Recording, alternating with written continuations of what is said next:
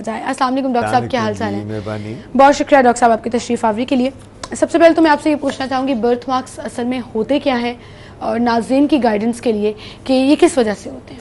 सबसे बड़ी बात है कि हमारे माशरे में कज़न मैरिजेस बहुत ज़्यादा होती हैं, क्योंकि हम लोग शुरू से एज ए मुसलमान और मुस्लिम्स में और फिर वो आपस में कि जी घर की लड़की घर का लड़का और वो जायदाद घर में रहती है। ये कि हमारी बड़ी पुरानी ट्रेडिशन है कि हज़ार साल से कज़न मैरिजेज चल रही हैं।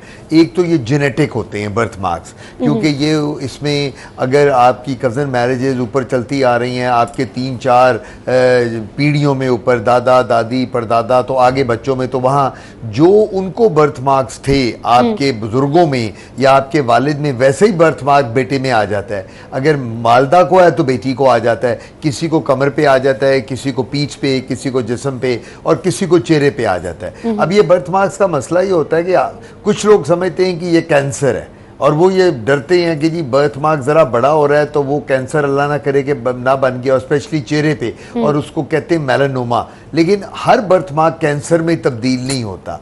वो बर्थ मार्क जो एकदम चेहरे वाले बहुत बड़े हो जाएं, रंग उनका बहुत डार्क हो जाए, उनमें खारिज शुरू हो जाए, उसके लिए हमें उसकी बायोप्सी करानी पड़ती है देखने के लिए कि ये मैलिग्नेंट मेलानोमा तो नहीं है, या स्क्वेमस सेल कार्सिनोमा, या बेजल सेल कार्सिनोमा, या बोवन डिजीज, कोई भी ऐसी कैंसर स्किन का। लेकिन जनरली बर्थ मार्क्स जो होते हैं ये कैंसर में तब्दील नहीं होते अदरवाइज। सही। तो और ये जो बर्थ मार्क्स होते हैं या किसी बीमारी की तरफ लीड तो नहीं करते? नहीं, बर्थ मार्क बीमारी की नहीं लीड करते। ये तो देखें ना आप, अब अगर ये देखें, मुझे नहीं पता कि आपकी अगर वालदा या वालिद को कोई अगर एक दाग या तिल है, हो सकता है आपके भी तिल या दाग निकल आए, यानी आपको पैदाइशी तौर पे हो। तो लोग आप अगर देखें तो आपके जिस्म पे, बाजू पे, बॉडी पे, टांग पे, वो आप अगर चेक करें कोई भी ऐसा है तो मे भी आपकी मदर कहेंगे बेटा मुझे भी था, आपके फादर कहें या आपके बहन भाई, तो ये इनका डर कोई नहीं होता। सिर्फ डर उन बर्थ मार्क्स का है,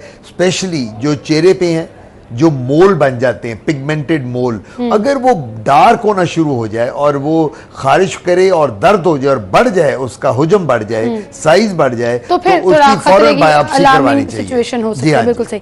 अच्छा डॉक्टर साहब, ये जो बर्थ मार्क्स हैं इनको खत्म कराया जा सकता है? बिल्कुल 100%। अब तो टैटूज तक खत्म हो जाते हैं। जिन लोगों ने tattoos, Q switch laser machines हमारे पास अवेलेबल हैं और वो इतना अच्छा उसके साथ बर्थ मार्क खत्म होता है।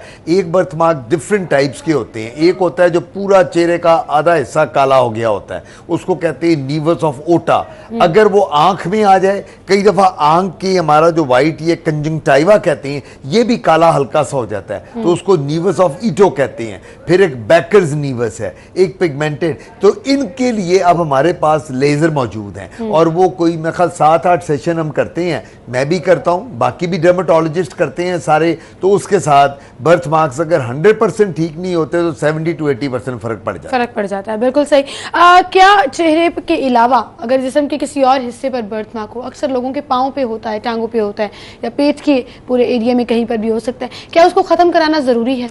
देखिए बात यह है कि ये कॉस्मेटिकली बुरा लगता है। देखिए ना, आप अगर कहते हैं चेहरा तो एक ऐसी चीज है, वो तो हर शख्स कहेगा खत्म करा दो, वो तो हर बंदे ने।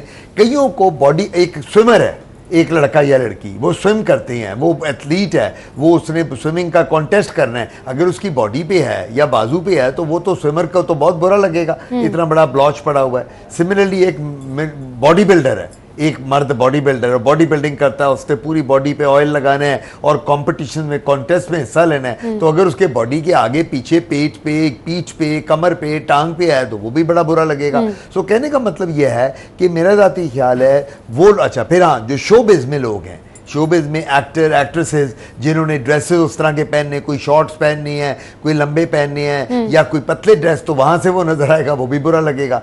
ये अकॉर्डिंग टू द जॉब है, आपका जो प्रोफेशन और जॉब है। अगर वो आपको, अगर आप एक ऑफिस वर्कर हैं, आपका सुबह जाना है, एक लेट से एक आप डॉक्टर हैं या आप एक बैंकर हैं या एक ऑफिस में काम कर रहे हैं, आपका कोई एक्सपोजर बॉडी का नहीं है कहीं भी, तो आपको कोई जरूरत नहीं छेड़ने की। हाँ, अगर आपके जो बाकी प्रोफेशन जो मैंने बताए हैं वो हैं, देन तो फिर ऑब्वियसली आपको उसको कराने की जरूरत है। कहीं ऐसा होता है कि बर्थमार्क बड़े होते होते खुद ब खुद खत्म होना शुरू हो जाए? नहीं, हाँ, वो बर्थमार्क्स को कहते हैं हीमेंजियोमा, उसको हम अपनी ज़बान में, बिल्कुल बड़ा अच्छा सवाल है आपका।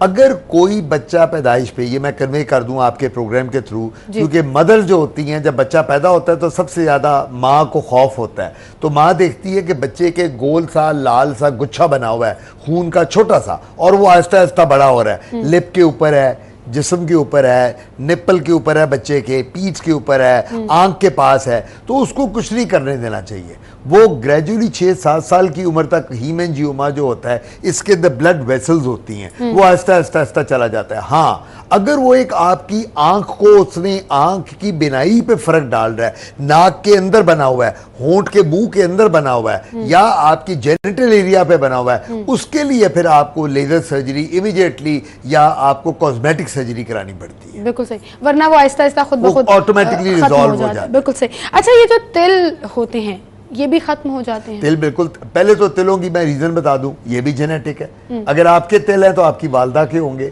वालदा के नहीं तो खाला के होंगे, खाला के नहीं तो वालिद के होंगे, ये भी जीन्स में आते हैं। हमारी प्रॉब्लम ये है, तिल उन लोगों में ज्यादा है जिनका कंप्लेक्शन बड़ा फेयर होता है।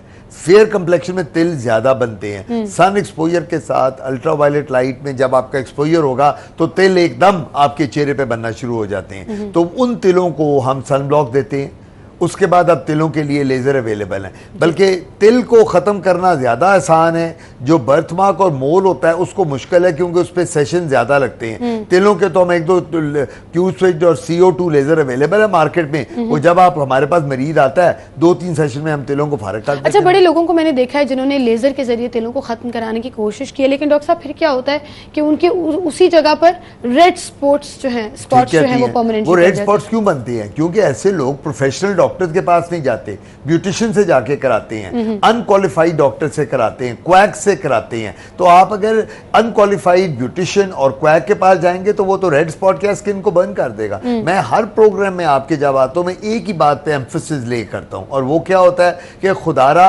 अपने प्रोफेशनल क्वालिफाइड डॉक्टर के पास जाएं। ये जो ब्यूटिशियंस हैं, मैं इनको बुरा भला नहीं कहता, ब्यूटिशियन बिल्कुल अपना काम करती हैं, करना भी चाहिए, लेकिन ब्यूटिशियन का काम स्किन डिजीज को ट्रीट करना नहीं है। तो अगर किसी के तिल हैं, फ्रैकल्स हैं, तो मेरा मशवरा उसको ये आपके प्रोग्राम के थ्रू कि वो किसी ब्यूटिशियन के पास बिल्कुल मत जाए, वो किसी क्वैक के पास मत जाए, किसी नॉन डॉक्टर के पास, बल्कि डॉक्टर के पास ही मत जाए, वो डर्मेटोलॉजिस्ट या कॉस्मेटिक सर्जन के पास जाए। जो आम डॉक्टर है, एक MBBS कर लिया है, उसको क्या पता कि तिलों को किस तरह ठीक करना है। ये तो जब हम लोग स्पेशलाइज करते हैं, हम लोग डर्मेटोलॉजिस्ट और प्लास्टिक सर्जन जो कॉस्मेटिक सर्जन है, ये सिर्फ हमारी डोमेन में आता है तिलों को डील करना। अब मुझे कोई ये कहे कि डॉक्टर साहब आप डिलीवरी करें एक औरत के बच्चे की डिलीवरी, मैं डॉक्टर जरूर हूं, मैंने MBBS भी किया, लेकिन मैं वो डिलीवरी नहीं कर सकता क्योंकि मैंने उसमें स्पेशलाइजेशन नहीं की है, वो गायनेकोलॉजिस्ट का काम है। तो इस वजह से हर शख्स को अपना अपना काम करना चाहिए। बिल्कुल सही। सो डॉक्टर साहब, यहीं से हम बात का सिलसिला आगे बढ़ाएंगे। कुछ मोल ऐसे भी होते हैं जो स्किन के ऊपर होते हैं, जो अच्छे खासे उभरे हुए होते हैं। कुछ मोल्स जो हैं वो स्किन के अंदर होते हैं, लेकिन आहिस्ता आहिस्ता फैलना शुरू हो जाते हैं। उनकी क्या वजह होती है? और फिर कुछ की बॉडीज पर मोके, जिसे आम जबान में कहा जाता है, वो निकल आते हैं कि स्किन इकट्ठी हो जाती है, कुछ हार्ड होते हैं, कुछ सॉफ्ट होते हैं। तो क्या उनका इलाज मुमकिन है या नहीं, इस पर भी बात होगी थे बर्थ मार्क्स और तिलों के हवाले से। डॉक्टर साहब, ये जो कुछ ऐसे मोल भी होते हैं जो आहिस्ता आहिस्ता फैलना शुरू हो जाते हैं, क्या वो डेंजरस होते हैं? हाँ, देखें, अगर कोई मोल, मैंने पहले भी कहा था प्रोग्राम के शुरू में, जो चेहरे पे है, स्पेशली फेस के ऊपर, और वो आप ये नोट करें कि उसका साइज बढ़ रहा है, नंबर 1, वो डार्क हो रहा है, उसका रंग काला हो रहा है, नंबर 2, उस पर खारिश हो रही है, नंबर 3, और अल्टीमेटली खारिश के बाद अगर ज़ख़म बन रहा है तो हमें फ़ौरन उस मोल को जो साइज़ में बड़ा हो रहा था उसकी बायोप्सी करवानी बहुत ज़रूरी है। बायोप्सी का मतलब ये होता है कि वो मोल को रिमूव करके उसका टेस्ट करते हैं माइक्रोस्कोप के नीचे, तो पता चल जाता है कि ये कैंसरस है कि नहीं है। हर मोल कैंसरस नहीं होता। प्रॉब्लम ये आती है मरीज जब आता है ना, वो ये समझता है काला मोल है, थोड़ा सा दाना बन गया, अल्लाह ना करे कैंसर ना हो, लेकिन फिर भी एहतियातन बायोप्सी करवा लेनी चाहिए, रिस्क ना लें और सनलाइट से टोटल अवॉइड करें, सन ब्लॉक यूज करें जितना भी कर सकते हैं, ताकि वो पिगमेंटेड मोल और बड़ा ना हो। बिल्कुल सही। अच्छा, कुछ लोगों के मोल बहुत उभरा हुआ बाहर होता है और वो अच्छा खासा बड़ा होता है, लेकिन सारी जिंदगी उनको कुछ नहीं कहता, तो ऐसे मोल को अवॉइड ही रखना चाहिए। बिल्कुल ही, उसको कहते हैं सेबरिक वॉट। एक होती है मोके, मोके उर्दू में आप लोग कहते हैं मोके निकल आते हैं, उनको वॉट्स कहते हैं, लेकिन वो मोके छूत होते हैं, वो वायरस के बाद बनते हैं। उनको तो हम लेजर के साथ, कॉटरी के साथ, क्रायोसर्जरी के साथ, जो हार्ड वाले खत्म। जो ये आप बात कर रही हैं जेनेटिक होता है, इसको हम कहते हैं सेबरिक वॉट या सेबरिक कैराटोसिस। ये भी जेनेटिक होते हैं। जो आप बात कर रही हैं ये भी फैमिली में रन करते हैं, तो इनको कुछ नहीं करना चाहिए। ये मल्टीपल, कई लोगों का चेहरा भरा होता है, हाँ कॉस्मेटिकली बुरे लगते हैं। अगर एक बंदे के 8-10 हैं, अगर कॉस्मेटिकली बुरे लग रहे हैं, बंदा कहता है मेरी जॉब ऐसी है, वो टीवी में है, एंकर है, तो वो तो बहुत बुरे लगेंगे ना, वो साफ करवा ले अपने, लेकिन अल्टीमेटली उनको छेड़ने की कोई जरूरत नहीं। बिल्कुल सही। अच्छा, मोके एक तो हार्ड वाले होते हैं जो बहुत ज्यादा स्किन हार्ड हो जाती है, एक बहुत सॉफ्ट वाले जिसमें सिर्फ स्किन इकट्ठी होकर उभर के बाहर आ जाती है, वो छोटे छोटे भी होते हैं, बड़े स्किन टैग्स। दूसरे हम उनको अपने लफ्जों में कहते हैं एक्रोकॉर्डन्स। जो आप कहती है ना, स्किन का एक गुच्छा सा बन जाता है जो बाहर को निकल आता है। ये टैग ज्यादातर उन लोगों में बनते हैं जिनको शुगर होती है, नंबर 1। तो मैं अपने सुनने वालों को ये कहूंगा, वो लोग जो जरा मोटे ताजे होते हैं, हैवी हैं, और जो एक्सरसाइज नहीं करते, बस बैठ गए, काम कर लिया, अपनी दुकान पे बैठ गए, ऑफिस में बैठ गए और घर आ लिया खा रहा, उनको अपनी शुगर जरूर टेस्ट करानी चाहिए, नंबर 1। और ये भी जो स्किन टैग्स होते हैं एक्रोकॉर्डन्स, ये भी जेनेटिक होते हैं। माँ बाप बहन भाई ये भी फैमिली में रन करते हैं। अक्सर औकात इनकी साइट होती है नेक, आर्मपिट्स, अंडर आर्म में बड़े होते हैं। और अगर बॉडी आपकी बड़ी फ्लैबी है, आपकी फैट बहुत है, तो छोटे छोटे वहां भी बन जाते हैं। कईयों के ग्रॉइंस में भी बन जाते हैं, अंडर लेग्स में भी। सो लेकिन ज्यादातर इधर और इधर अंडर आर्म्स में ज्यादा होते हैं। तो इनके इलाज जो है वो भी कॉटरी है, यानी बर्न कर देना, क्रायो सर्जरी उसको फ्रीज कर देना, या CO2 लेजर है जिसके साथ उसको रिमूव कर। बिल्कुल सही। सो ऐसे ड्रॉप्स या स्प्रे भी मिलता है कि वो अगर उसके ऊपर करें तो मिलते हैं, वो ड्रॉप्स और स्प्रे भी मिलते हैं। हमारे पास लोशन भी अवेलेबल है। उन लोशन का ये होता है कि वो क्योंकि केमिकल होता है, अगर आप एक जगह वो लगा रही हैं आर्मपिट में,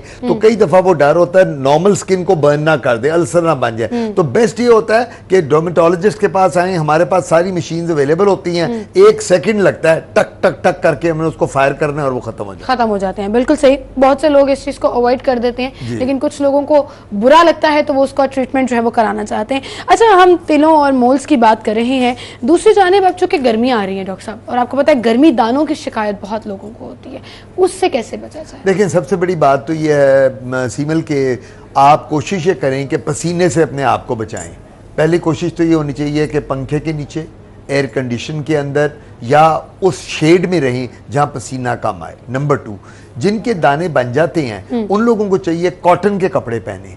मिक्स कपड़े गर्मी में पहनना जिसमें पॉलिएस्टर है, सिल्क है, या वो जो चमकदार कपड़े हैं, उसके साथ पसीना ज्यादा आता है और वो दाने ज्यादा बनते हैं। अगर मर्द हजरात, हम लोगों को पीछे बहुत पसीना कमर पे आता है तो उसको पित्त कहते हैं, हम लेमन टर्म में प्रिकली हीट कहते हैं, और डर्मेटोलॉजिकल टर्म में हम उसको मिली एरिया कहते हैं। मिली एरिया पस्चुलोरा, मिली एरिया क्रिस्टलाइना, मिली डिफरेंट टाइप्स हैं, रूबरा। अच्छा, अब उनमें दानों में बच्चे जो होते हैं, आपने देखा होगा जब स्कूल जाते हैं मई जून के महीने में, छुट्टियों से पहले गर्मियों की, तो उनको भागते बहुत हैं, स्पेशली लड़के तो जाते हैं ना छोटे क्लास 1, 2, 3, भाग रहे हैं, क्रिकेट खेल रहे हैं, हॉकी, और जब आते हैं मुंह लाल होता है, पसीना बहुत होता है, उनके दाने ऐसे बड़े निकल आते हैं। अच्छा, कुछ लोगों का कॉन्सेप्ट है कि आम खाने के बाद बहुत दाने, अब आम के सीजन आ रहे हैं तो हर बंदा, आके भी पेरेंट्स कहते होंगे, मेरे भी, भाई गर्मियों में आम कम खाओ, आम खाने लस्सी जरूर पियो, पानी। सो वो उसकी तासीर आम की गर्म होती है, आम से नहीं निकलते। लेकिन पसीना, गर्मी, हबस, कपड़ों का प्रॉपर ना पहनना, कॉटन ना होना, और यानी गर्म जगह पे, हबस वाली जगह पे ज्यादा बैठना, उसके साथ ज्यादा होते हैं। और इसको बचाने का क्या तरीका है, इनसे बचने का क्या तरीका है? डेली गर्मियों में 2 दफा बाथ लें।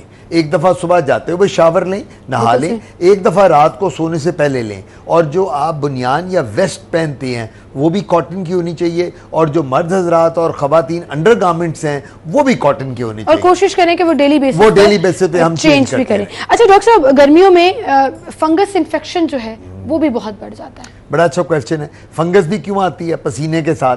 अब जब पसीना बहुत आता है, एक्चुअली प्रॉब्लम ये आती है कि हमारे जो लोग मार्केटिंग के लोग हैं वो 24 घंटे एसी वाली गाड़ी में तो मार्केटिंग नहीं ना करते, उन्होंने उतर के बाहर भी जाना है, उन्होंने कॉल्स भी करनी है, सेल्स एग्जेक्टिव बहुत से होते लोग हैं, बाइक्स पे जाते हैं, तो उन लोगों को तो पसीना आना ही आना है। तो इसलिए वो फंगस जो होती है वो स्वेट के साथ बढ़ती है। एक फंगस की डिफरेंट वैरायटीज हैं। एक होती है पेट्राइसिस वर्सिकलर या टीनिया, जो बॉडी पे आ जाती है, वाइट वाइट पैचेस आते हैं, बल्कि वो बड़ा मजा आता है जब वो वाइट पैचेस हो जाए ना, तो कई माएँ भागती हैं बच्चों को, डॉक्टर साहब फुलबेरी तो नहीं होगी मेरे बेटे को, वो जो बरस जिसे विटिलाइगो कहते हैं वो नहीं। फिर कईयों को अंडर लेग्स हो जाती है फंगस, कईयों को आर्मपिट्स में होती है। तो उसका इलाज ये है, वही जो हमने पहले बताया, नहाना धोना, कपड़े चेंज करना, और इसकी क्रीम और ऑइंटमेंट मिलती है। हमारे पास आए, हम आपको गोली भी देंगे, ट्यूब भी देंगे, और उससे फंगस खत्म हो जाएगा।